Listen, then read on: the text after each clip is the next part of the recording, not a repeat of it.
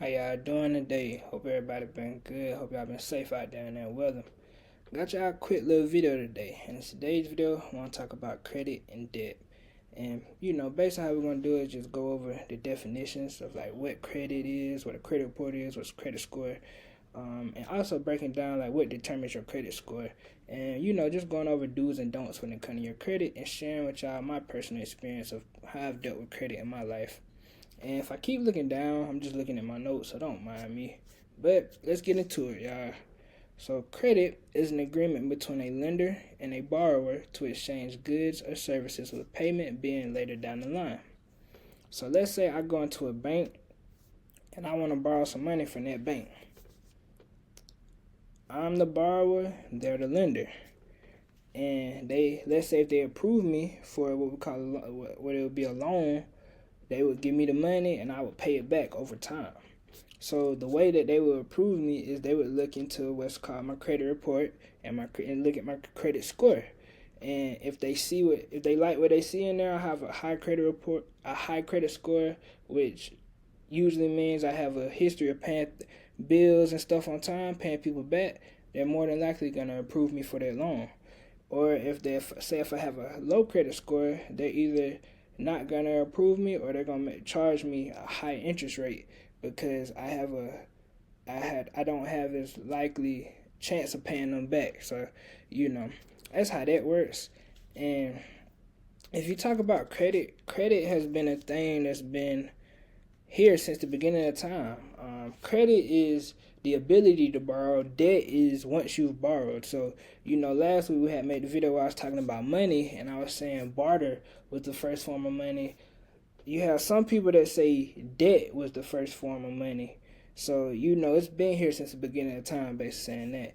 And with your credit, having good credit, a good credit score, doing good things on your credit report, that could really exponentially help your life. Like, you're going to get way better rates. You're going to get approved for way more stuff.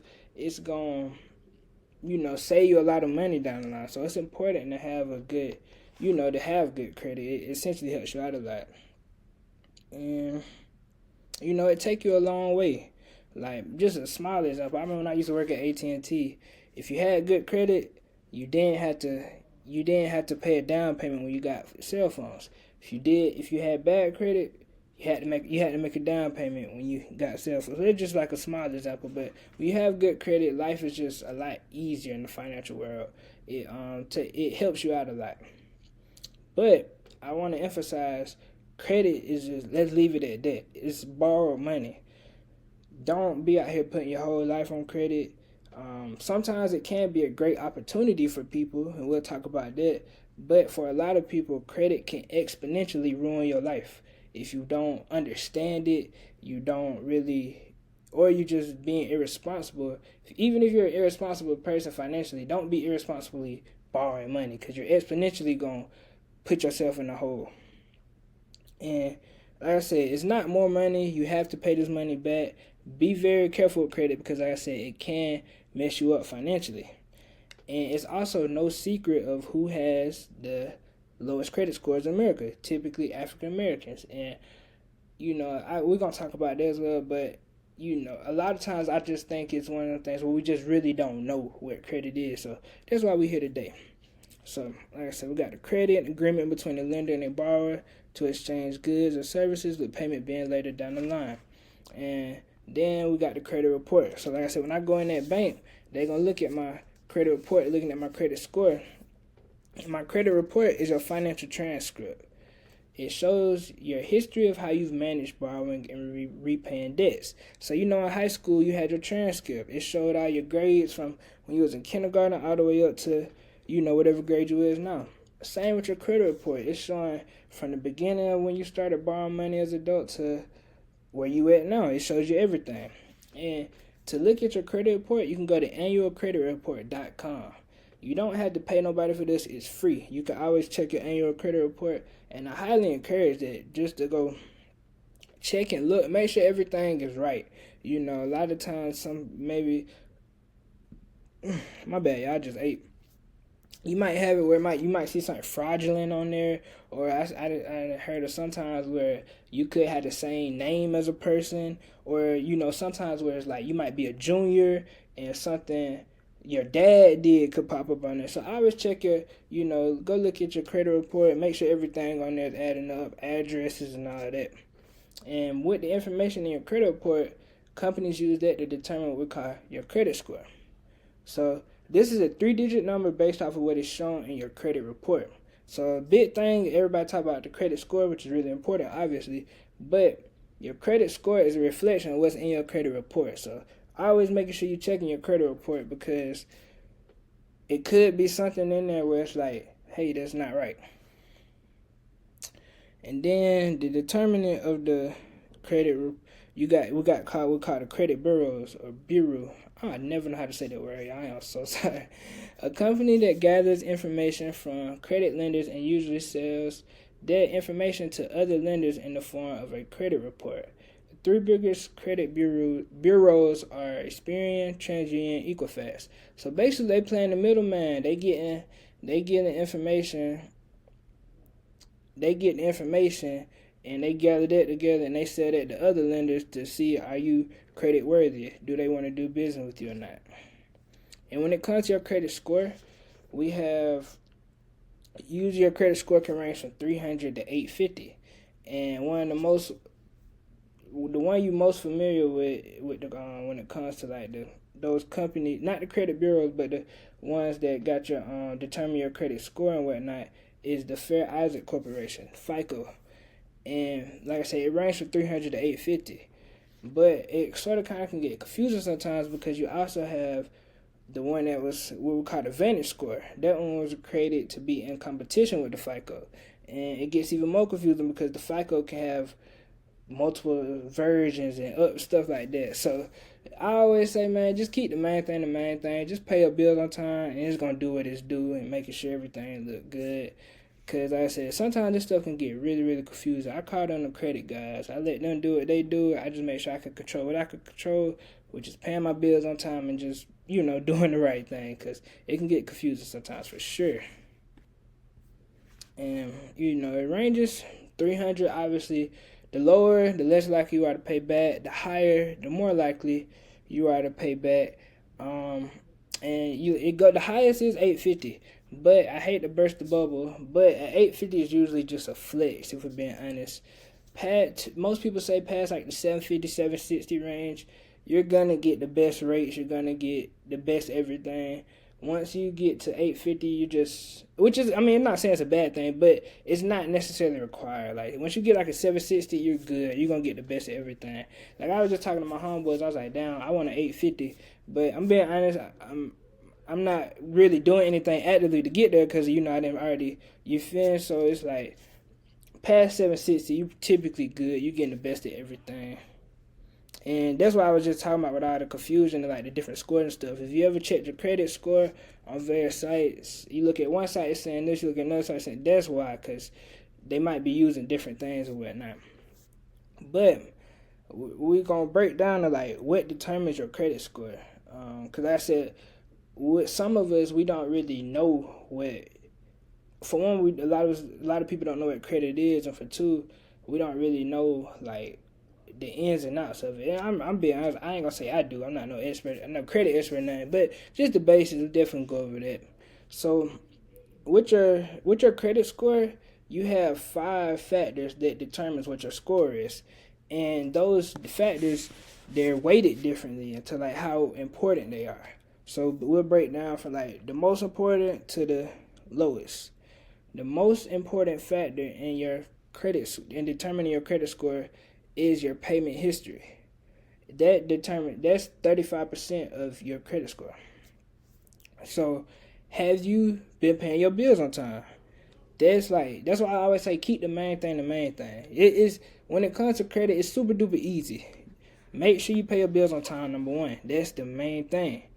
This is the biggest factor in determining your credit score. When these companies let you borrow money or you got bills and stuff, is you paying them back? Is you paying your bills? So, number one, making sure when you start becoming an adult. If you're not already one, if you're already one, just always make sure you pay your bills on time.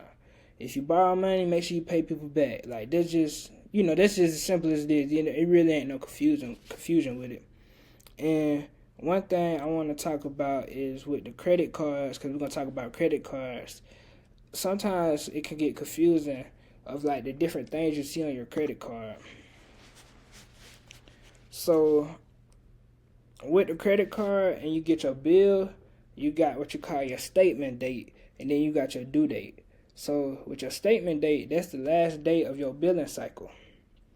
And your due date, that's when the bill is actually due. So let's say your billing cycle is from January 1st to, excuse me, my bad, y'all. Or let's say the billing cycle is from the 10th to the 11th every month. The 11th would typically be a statement date. That's the last day of your billing cycle. So all the activity you did from the 10th to the 11th, that's going to show in that billing cycle. And then typically about 3 to 4 weeks after your statement date, you're going to get your due date. So that's when you need to actually pay that bill. And when it comes to credit cards, you're going to have it where, let's say you have a $300 balance on your credit card. They going to have it where you have a minimum payment due. And that's where some people get off on the bad foot automatically. Always pay the full amount. Don't ever just pay the minimum payment, because now you're getting charged interest and things of that nature. So we'll talk about that for sure. But making sure when you get a credit card or whatever, you know the difference between a statement date and a due date. Your statement date, that's the last day typically of your billing cycle. And then a couple weeks later, you're going to have to show your due date. You're going to just make sure you pay the bill before the due date. You don't have to pay it before the statement date. And then with your payment history, a late payment is a payment that's usually 30 days late. So then that's usually when the companies will, after 30 days, that's usually when they will report it to the credit bureaus, like, hey, they haven't made a payment. Sometimes, say if you're a couple days late, they might not even report it, just, maybe you forgot. But like I said, always pay your bills on time, because this is the biggest determining factor when it comes to your credit. You don't want to, especially if you're younger, you don't want to get started off in a hole when it comes to your credit, because sometimes that hole can be, I ain't gonna say it'll take you. Sometimes it could be, I ain't gonna say difficult, but you just don't want to have to dig yourself out of the hole. So making sure you pay your bills on time. And like I said, this is the minimum payment on your credit card balance. You'll see minimum payment due, the smallest payment you can make to keep the account in good standing. So let's say my credit card bill is $300. It has a $300 balance. That means I owe $300 on my credit card. And let's say the minimum payment is just $30. So with the minimum payment, if I pay this $30, the credit card company, they won't say that I'm late, but more than likely they'll start charging me interest. You don't want to be getting charged interest.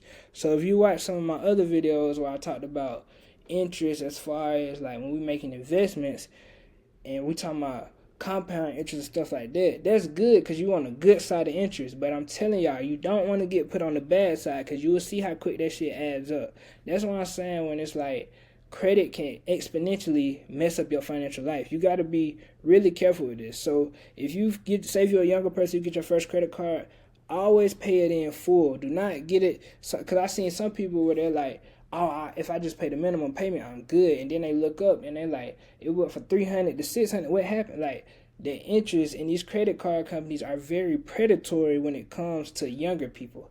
Like, you'll see where a lot of these credit card companies, they'll go to college campuses because they know young people not that, now I ain't gonna say they're not smart, they're just ignorant in the fact of they just haven't been taught a lot of the times of how credit cards work.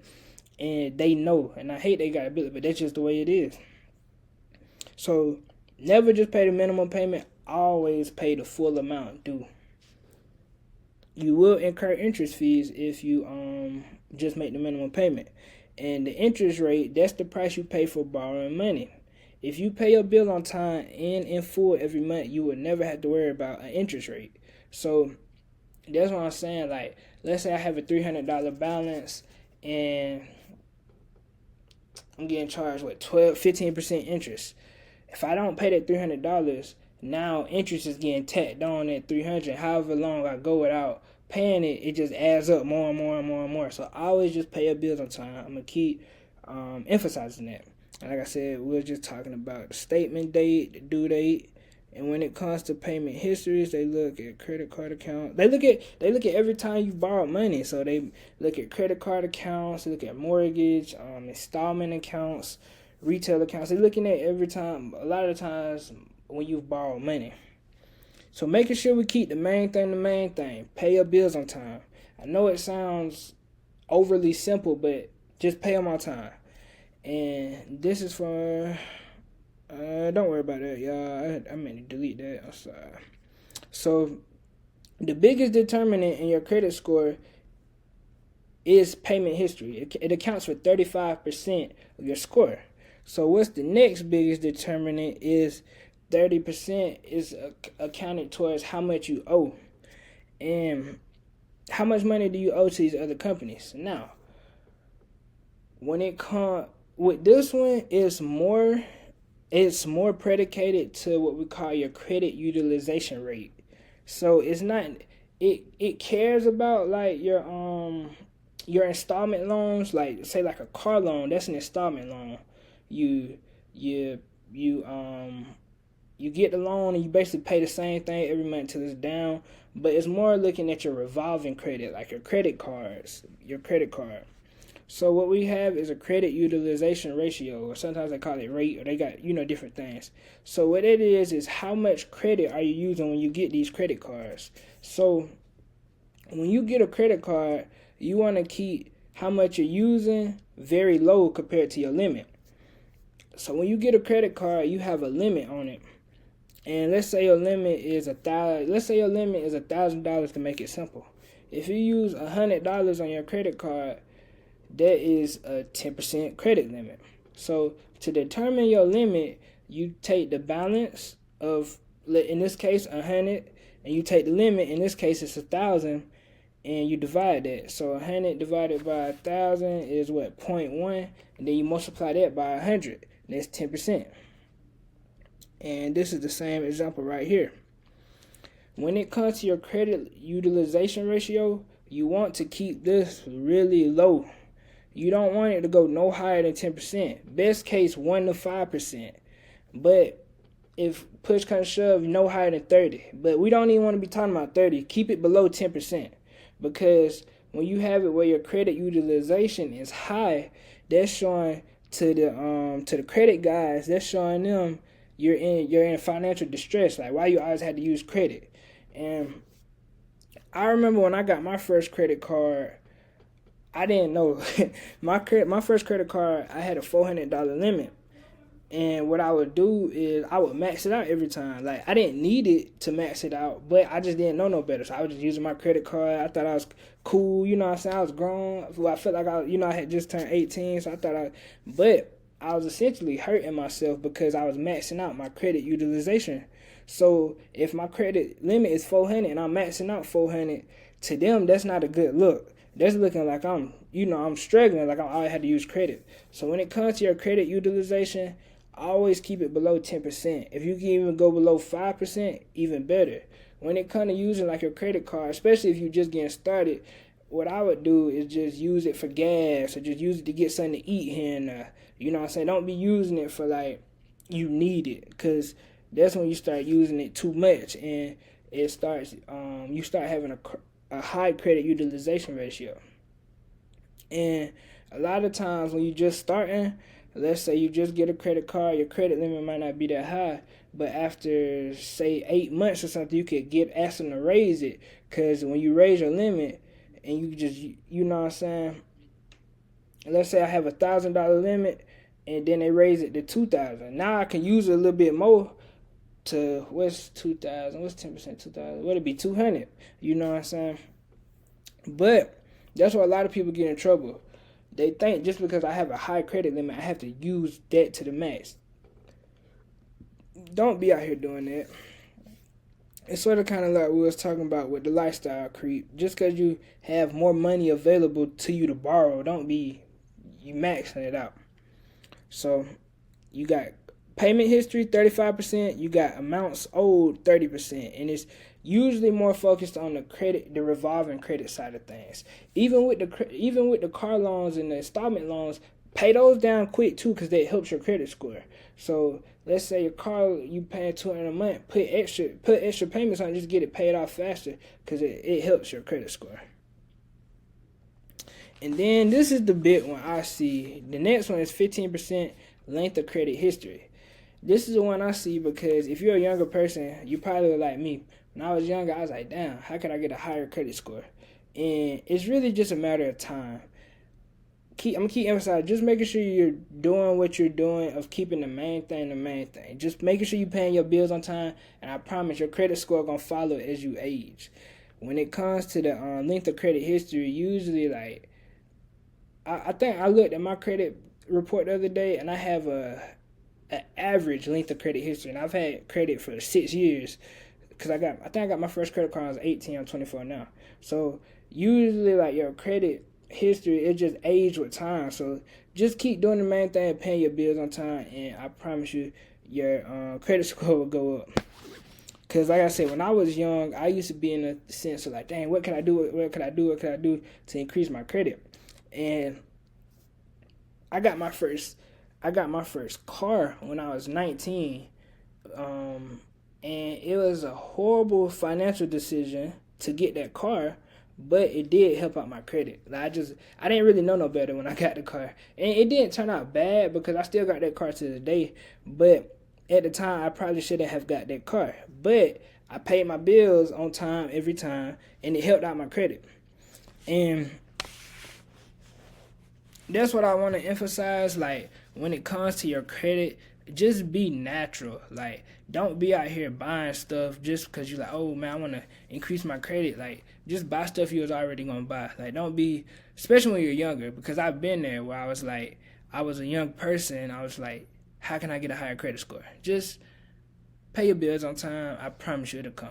But we also gonna talk about like how to get started with credit, because how do you get started with credit if you don't have credit? Like, how they gonna? So we're gonna talk about that as well. And length of credit history, it's the third biggest factor. So sometimes when you have like, say you have like a credit card you don't use per se, you might not want to, it might be a good idea just to leave that open and just use it once a month or something and not close the account. Because especially if it's an old credit card, like, you know what I'm saying, that factors into your length of credit history. But at the same time, it's not a big deal. So like, say you do close an account, it stays on you, especially if it's in good standing. They say it stay on your report for 10 years. By then, you probably done built a lot more credit up anyway as time went on. But like I said, if you do have an old credit card you don't use, probably just leave it open and just use it once a month, just to, you know what I'm saying, just to keep that credit history, that length up, you know. Times when it would be appropriate to use, like say you have a credit card you don't use, if you had to pay an annual fee on that card, it might make sense to close it then, especially if you're not using it. You know, you just paying money just for nothing. But sometimes you could contact the credit card company and be like, hey, can I downgrade? Do y'all have a version of this card where y'all could downgrade me to where it doesn't have an annual fee? That way you could leave it open. If you're a financially irresponsible, I should have bolded this. If you're a financially irresponsible person, it might make sense just to close a card anyway, because especially if you're using it and putting yourself in the hole, adding up interest stuff, like, just don't, you know what I'm saying? Like, I'm telling you, credit cards can exponentially mess things up. And like I was saying, how are you going to start establishing credit if you don't have any credit? So when I was 18, my mama, she told me, go get a secured credit card. And basically how that works is I went to my bank and I was like, hey, I'm trying to establish some credit. Could do y'all offer secured credit cards? And they did. And basically how a secured credit card works is, remember in the first part of the video I was telling, like, say I want a loan from the bank, they're going to look at my credit report and then my credit score to determine if they're going to give it to me. If I'm 18, I just became an adult, I don't have no credit history. How are they going to know that I'll pay this back? So you had to do, with a secured credit card, you had to get on collateral. So my first card, I had a $400 limit. And how a secured credit card works is you give them the money and they hold it for you, and they give you a credit card with a $400 limit. So I had to give them $400 because I didn't have any credit history. So that was the collateral for them, that if I didn't pay them back, it's cool, they got my money. And I would use my and I would have a credit card from there, and I could establish credit. Don't be like me and be maxing it out because I ain't know no better. But it's your first credit card, especially for a young person. Whatever the limit is, just use like 5% of that limit every month, and don't use more than that. Like I said, you want a low credit utilization ratio. And what was I talking about? We were talking about secured credit cards. I gave them the 400, and even say with my bank, you establish a good relationship with them. As time went on, they eventually gave me my money back, and they upgraded me to just a regular credit card. We also have credit builder loans. I got one of these too from my bank. That's when I was at that age where I was like 20, 21. I was like, okay, I just want to raise my credit. What do I do? I got a credit builder loan. And what this is a type of loan for people that don't have any credit or low credit. So you could also possibly get this. And with a credit builder loan, it's essentially different than a regular loan. So with a regular loan, they give you the money and you pay them back over time. Hold on, y'all. So with a regular loan, they give you the money up front and you pay them back over time. A credit builder loan, they sort of kind of hold the money in a savings account and you pay them and you pay it over time. And at the end of it, they just get the money back. So you basically ain't lose no money, you ain't make no money. But it's for people that don't have credit or have low credit to help them build their credit. And then they also have student credit cards. Not too familiar with that one. I never had that, but I would assume it's for college students. For them, if you like at a campus or something, you could look at getting a student credit card. So like if you go to college, help you establish your credit. So we have 35%. 35% of your score goes towards payment history. 30% goes towards amount owed. 10% goes, nope, I've been somewhere. 15% goes towards length of credit history, and then 10% goes towards new credit. So how often do you apply for new credit? If you've been applying for a lot of new credit in a short amount of time, this doesn't look good because it makes it seem like you're in financial distress, even if you aren't. It was like what I was talking about when I'm maxing out my credit cards. Even if you aren't, it still looks like it to them. So you don't want to, excuse me, y'all, sorry. You don't want to look like you're in financial distress to the credit guys. So you got what we call a hard inquiry. When you apply for credit, they're gonna look at your credit with your permission, access your credit file to determine your credit worthiness. Not every time you go do business with a place is a hard inquiry, but sometimes it is, especially like car loans and stuff like that. And a hard inquiry could lower your credit score. Don't get too banged up about it. It'll bounce back usually in a few months. But don't be applying for credit and then go next place, go apply for credit audit. You know what I'm saying? It looks bad. I think they said hard inquiry stays on your credit report for 2 years, so not that bad. And then the last determining factor is your credit mix. So that's like how many different types of credit you have, the various types of credit you have. The credit guides like when you have different types of accounts. So you might have a car loan and 2-3 credit cards. You might have an installment credit, which is like the mortgage and the personal loans, student loans, the car loans, and then you got revolving credit cards, retail credit cards, personal loans. So you want to have a good mix. But it's like I was saying, be natural. Don't just go out and buy a car just to build your credit up. You know what I'm saying? If you were planning on financing a car, go finance a car, but make sure it's natural. You know what I'm saying? Especially if you're younger. I'm telling y'all, don't get caught in I need a higher credit score. Just make sure you pay your bills on time. You can go out, say if you get you a credit card, build your credit, make sure you're not using the limit and it'll go up. Then you get another credit card, have you buy 2 credit cards. Say if you did want to finance a car, cool. You know what I'm saying? Just be natural and it'll keep going up. The main thing, keep paying your bills on time. That's the main thing. And I'm gonna link these below, a couple like different websites talking about different things as far as like credit score, credit report, and just want to talk about a couple of do's and don'ts when it comes to your credit. So I'm just looking at my notes, y'all. Most people, I don't recommend using a credit card. And this is where we had to be honest with ourselves. Like I said in the beginning, if you're a financially responsible person, you have to be aware of that. You know, like I said last week, how do you know of a problem if you're how do you know how we gonna fix the problem if we're not being aware of the problem?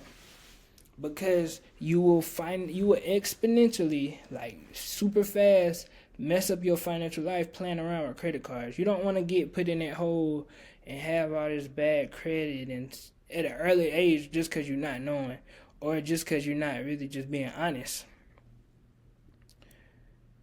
Always, we talk about this, always pay your bills on time. Never, ever not pay your bills on time.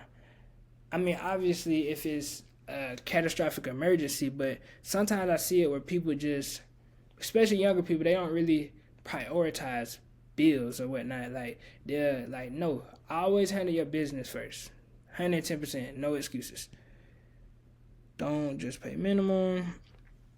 On a credit card, don't just pay the minimum balance. Pay it in full every time. You don't want to be playing around with interest. You don't want to even, you know what I'm saying? Just don't even go down that lane. Never use more than 10% utilization on a credit card. This is where this is where we had to start having a conversation of like, a lot of people, some people out here just live their life on credit. Humbly, in my personal opinion, I just disagree with that. Like, it's cool if you use credit cards. I'm not saying don't use credit cards, because I'm just being honest. I'm a person that don't use a lot of credit. Like, I just like I like just being in a place in life where I don't owe anybody, like institutions, people, like just being debt free feels really good.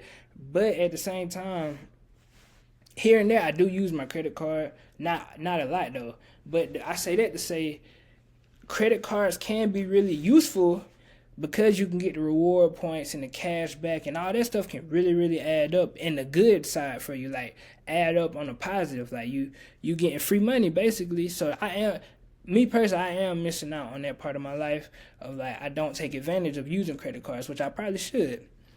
But don't be out here just funding your life on credit in the sense of like, you're going on extravagant vacations and stuff, and you're not really trying to pay that back. Like, that's just really financially irresponsible. Don't be doing that.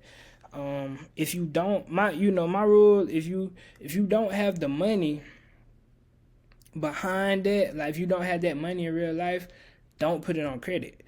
Now, obviously, you have like a house, for example. Say a house $300,000. The average person don't got $300,000. That's understandable. Like mortgage loans, sometimes cars, but past that, just consumer purchases like trips, clothes, stuff. You don't got that money in real life. No, because what's going to happen is if you don't have that money in real life and an emergency happens, now you're not trying to pay off your credit card. Now you got interest adding up. Now you owe even more money. It's just putting you in a hole that you could have avoided. Co-signing. Me personally, I really don't co-sign for people. Now, with the co-signing thing, well, let me say it this way.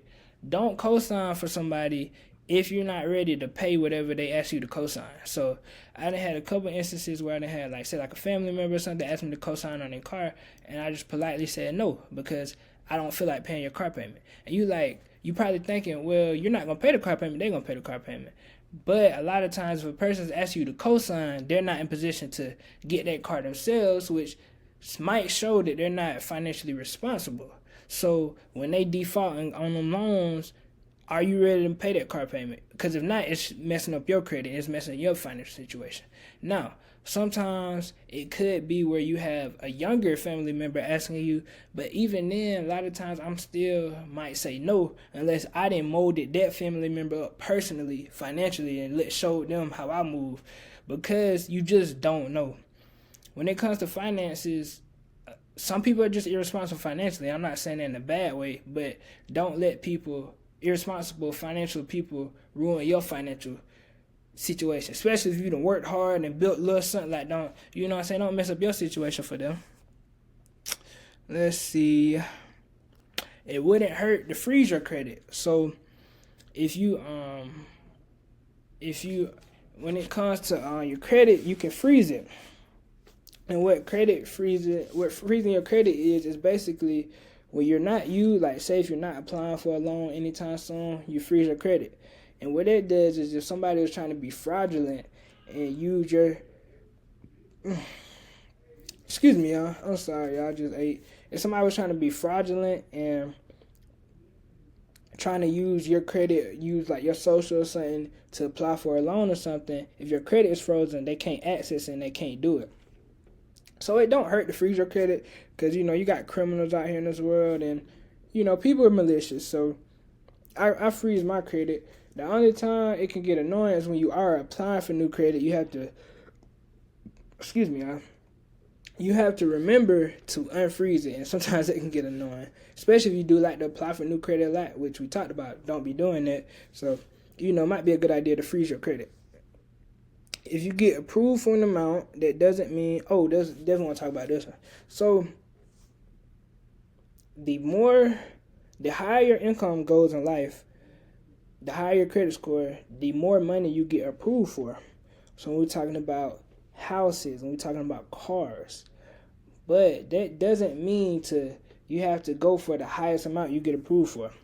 This goes back to our conversation, just basic personal finance, like making sure we have at least if you could save 10 to 20% a month, we good. Or save and invest 10 to 20% of their money, we good. A lot of times I see it where people are getting their dream cars and they're getting these dream houses, but they can't necessarily afford them. And it leads to problems because, especially when it comes to houses, because some people really don't realize all the costs that go to the house. It's not just the mortgage payment, it's the property taxes, it's the repairs. So you barely could make the payments as is. Now you adding up all you just setting yourself up. So making sure when it comes to like whatever you get approved for when it comes to houses and cars, make sure that it fits into your budget. Making sure at the end of the month you still can save and invest 10 to 20% of your money. Because you don't want to have it where all your money is going towards bills. Some people, they might be fine with that, but I notice with most people, after a while, it gets tiring to just work to pay bills. And then that's where we get into where people just live on credit because they don't have any other money. So be careful with the amount you get approved for. Make sure it fits into your budget. And let me see. I got one more. Let me see. I'll talk about that. Hold on, y'all. And then a couple more things I want to talk about. I always say I'm not going to talk y'all heads off, and I'll talk y'all heads off. But I want to talk about like the business funding thing. Tricky. And you correct me if I'm wrong, because I'm just, I could be wrong 1,000%. So you have a lot of times when we see on social media and you're talking about people getting business funding and getting 100,000 business loan. It's cool because remember I said credit could be a great opportunity. That's usually the only time I would say to go into debt or use your credit is to if you're trying to make more money off of it. That's a lot of time why I say it's a good thing. But you have to be careful because it was like what I was saying with the cosign, you have to be, are you ready to make them payments if that person default? So with the business loan, especially if you're a first time business owner, you get $100,000, you never had a business before. You might not even know how to run business. You might not even know how to run a business. You might not even know how to market properly. So, say the business don't work out, and you got this $100,000 business loan, and you still gotta make them payments. So that would definitely have to be tricky with that one. That's why I like to say, save your money. I'm always every video I'm gonna probably talk about save your money and just really talk about it from different angles of like, people say save your money, but why should you be saving your money? When it comes to business, if you have a couple dollars put up, you might have it where you could bootstrap, like you pay your business cash instead of having to get a big loan and it not work out, and then you're in financial distress because you still had to pay back that loan. I remember when I started my first business, it didn't work out, but it wasn't the end of the day because I paid cash for everything to get it off the ground. So it's like, that's why I always encourage to have a couple dollars saved, because my first business, it wasn't a lot of money or nothing, but it wasn't one of these businesses where I had 100,000 and it not work out, and now I'm messed up out here. I only had to pay like 2 to 3 thousand just to get it off, and it was okay. It didn't work out, but it wasn't the end of the world. It was money I was cool with losing because I was saving money at the time. And I want to give y'all an example. If you have a person with $1,000 saved up, that's all they have is $1,000, and they go out and start a business, and they start their business, they need $1,000. So they basically starting the business with their last. Like, they have $1,000 saved, and they get the business off the ground, they have to spend $1,000. So they they take all their money out their savings to start this business. Isn't that sort of kind of stressful compared to if you have a person with $20,000 saved up, and they're starting the same business, so they got to take out $1,000. So you got $20,000 saved compared to, and you take out 1,000. It's not the end of the world, Compared to that person, they on their last 1,000 and they take out, and they that same business they had to take out 1,000. It's two different games. Like, man, just don't go. You stressing, you work. You know what I'm saying? That's why I encourage save some money, save some money, save some money. When you have a couple of dollars put up, you can strike when it's opportunity, and even if it don't work out, it's cool. You still got more money put up, And then let's talk about. So this video was sort of kind of catered to my younger crowd, people that probably just getting started with credit, and people that so like saying how it works. But say if you do have credit card debt, how do you, especially high interest credit card debt, what are some methods you can use to pay it off? So they have it where they call the debt snowball method and the avalanche method. Hold on, let me put those up. So, my bad, I should have put it in the video. So you got a debt avalanche and a debt snowball. So what we're going to do is you're going to list your debts by your interest rate from the highest to the lowest. And you're going to pay the minimum on all of them but the highest rate debt. Put in extra funds towards that one. So basically you tackling debt from the highest interest rate to the lowest. Reason being, that high interest rate is sort of kind of exponentially hurting your life on the back end. That's why I always say, like, that's why, my first video I was talking about the financial base and building your financial base. Get your financial base together, because what's the point in investing and stuff if in the back end you have all this debt and you got high interest debt that just keep adding up. So you done got a 8% return out of the stock market, but you have a 22% interest credit card debt. You're 14% in the hole, and really with the compound interest, it's going to keep adding up even more. So financial base, handle your house first. I mean, you can invest as well, but don't neglect your financial base. So this one's the debt avalanche method. You're gonna start with the highest interest debt first and then tackle it down. You also have the debt snowball method. So you're going to list your debts by balance from smallest to largest. And then you're going to pay the minimums on all of them, but the smallest balance. You're going to pay that smallest balance first. This one helps because psychologically, when you see, if you see yourself like progressing, it's going to make you want to keep doing it. So let's say you have a credit card balance with $300 and you got one with $600, you got $2,000. You're going to pay the minimum on all of them, but at $200 when you're going to pay off as fast as humanly possible. Then you're going to go to that, what I said, $200, $600, $2,000, or $300. So you're going to pay that $300 one off as fast as humanly possible. Then you're going to go to the $600 one. Then you're going, you know what I'm saying? So whichever one works for you. If you got high interest credit card debt, please try to get that paid off as fast as humanly possible, because it's just going to exponentially keep adding up in your life. And it's not cool. You know what I'm saying? So let's try to start tackling that.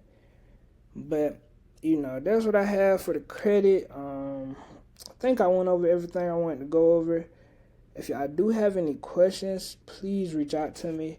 And if y'all made it this far, I appreciate y'all. And also, if you could like, comment, subscribe, tell a friend if y'all do like the videos. And also, like I said, I'm not no credit expert or anything. So if you're more like, seasoned, put in the comments what ways could we help some young people. Like, what's some tips you got for the young people when it comes to credit? Because it's a lot I don't know. I'm just being honest. So, appreciate y'all, man.